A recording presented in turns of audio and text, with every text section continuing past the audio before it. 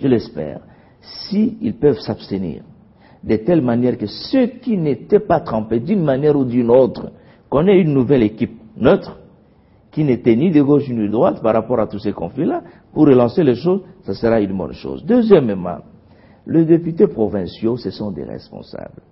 Il faudra qu'on ait un gouverneur qui soit à même de connaître ses limites institutionnelles. C'est-à-dire, il sait qu'en tant que gouverneur, je ne sais pas interférer dans la gestion de l'Assemblée provinciale.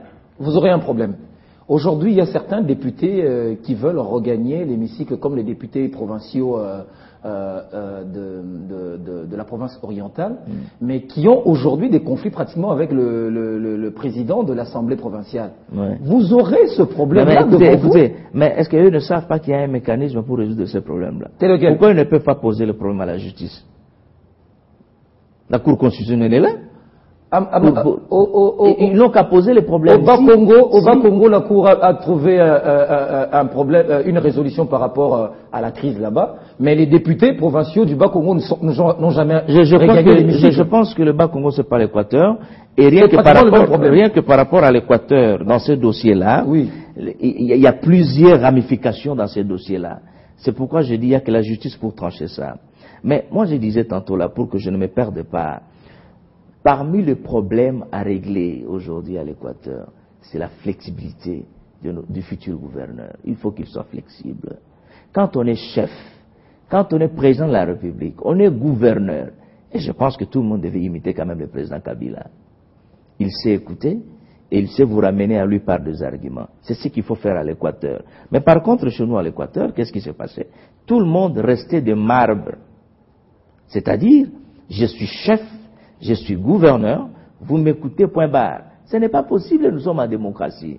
Là, vous nous ramenez à la période d'avant 97. Donc vous allez amener une autre gestion. Alors moi, j'amène une autre gestion, c'est-à-dire quoi?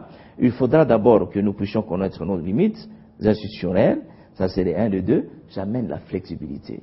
J'ai des idées, je vous présente mes idées, avec des arguments, nous discutons. Si vous trouvez que mes idées sont bonnes, vous me rejoignez. Si vous estimez, si j'estime que non, les idées que je vous donne, vos arguments, me démontrent clairement que mes idées ne sont pas à sa place, j'ai dit ok, on s'incline et on continue. Très bien, mais lorsqu'on doit interférer sur notre institution, ça pose problème. Ce qui a été le cas.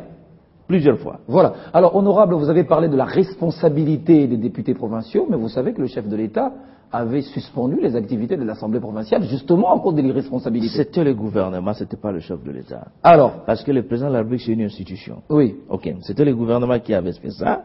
Le ministre. Après enquête, oui, on a retrouvé qu'il n'y avait rien. Ce qu'on avait reproché aux députés, ce n'était pas encore ça.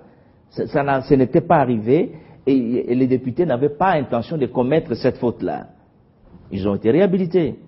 Donc aujourd'hui, entre nous, soyons quand même honnêtes pour dire que c'était pour rien. Très bon. L'enquête est partie, l'enquête a présenté les rapports, les députés provinciaux n'avaient rien à voir dans cette affaire-là, les problèmes étaient ailleurs. Alors si je vous comprends bien, honorable Arthur Seda, CDA est aujourd'hui le choix providentiel pour que finalement aujourd'hui l'Équateur se remette au travail, l'Équateur redécolle.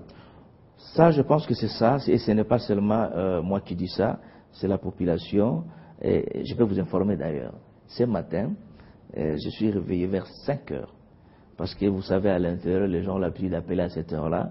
On m'appelle pour m'informer que depuis hier, parce qu'il y avait un problème de communication, des problèmes de réseau, et on a rétabli, mais depuis hier, oui, les gens ont commencé à faire des collectes. Pourquoi? Pour payer la caution des candidats CDA. Moi j'ai dit quoi? Votre candidature? Ma candidature. Vous n'aviez pas fait la demande? Parce que moi j'ai demandé à une population qui souffre déjà. On m'a appelé ce matin pour m'informer. J'ai dit quoi, qu'est-ce que vous me dites là? Non, aujourd'hui là, hier jusqu'à hier la nuit, nous avons déjà 110 000 francs congolais. Moi j'ai dit waouh. Mais seulement moi j'ai dit alors si tel est le cas, oui, ne m'envoyez pas cet argent là. Oui. Quand vous faites vos opérations, vous allez choisir parmi les députés provinciaux, vous transférez l'argent avec instruction, payer la caution des CDA. Mais seulement vous ne serez pas élu au suffrage universel. C'est ça le problème. C'est ça la difficulté. C'est ça le souci. Et vu que la population ne pourra pas directement se prononcer, oui, et la population s'est lancée dans ça, C'est une façon de participer pour dire, nous voulons ces messieurs-là, donnez-nous ces messieurs-là. Et la pauvre population commence à se dépouiller. Non, moi, ça m'a vraiment touché. Ça m'a vraiment touché. On a comme l'impression que la conscience populaire revient aux Équatoriens. La conscience populaire est là. Pour votre information, je pense qu'il y avait encore des choses à retoucher dans la Constitution.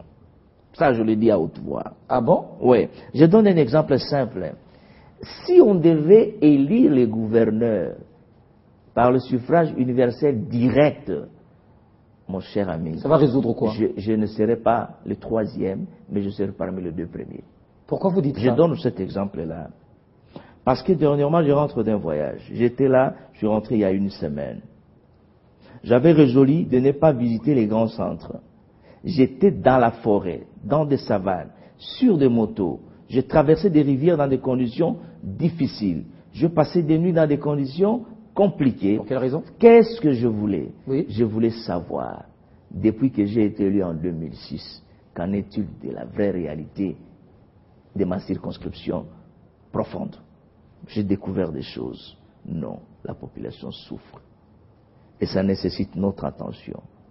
Et partout où je suis passé, j'étais même accompagné un de vos collègues. Au retour, il m'a dit, mais Excellence, honorable, si la population devait élire le gouverneur de l'Équateur, vous aurez moins de problèmes. Moi, je dis oui, c'est ça. Donc si on devait retoucher, je crois qu'on devait retoucher cette affaire-là. Très bien. Alors, quel est le message aujourd'hui? La population de l'Équateur vous écoute en ce moment et les députés provinciaux qui constituent votre électorat vous écoutent. Un message à leur dire, regardez-leur dans les yeux. Mais je crois que le message à dire aux députés est que nous avons tous été élus en 2006, on a commencé le travail en 2007, il y a un bilan à faire parce que dans la vie d'un responsable, il faut savoir à un moment s'arrêter, regarder et faire un bilan afin de projeter l'avenir. C'est que moi je vous demande cette fois-ci que nous ne puissions pas rater cette occasion de pouvoir nous rattraper par rapport à d'autres provinces. Regardez en arrière, la population souffre, la population a besoin de vous, la population a besoin de moi. Si vous me faites confiance, je vais vous aider à ce que la population puisse comprendre que vous avez fait un bon choix. Très bien. Merci d'avoir répondu à nos questions. Quelques-unes de nos questions, même si nous ne les avons pas toutes épuisées. Honorable Sédé Ngamo Zaboussou Arthur, très bien prononcé. Vous êtes candidat au poste de gouverneur dans la province de l'Équateur. En tout cas, nous vous souhaitons toutes les bonnes chances. Merci beaucoup. Cette émission est finie. Merci de l'avoir suivie. Portez-vous bien. À très bientôt. Avec le même plaisir.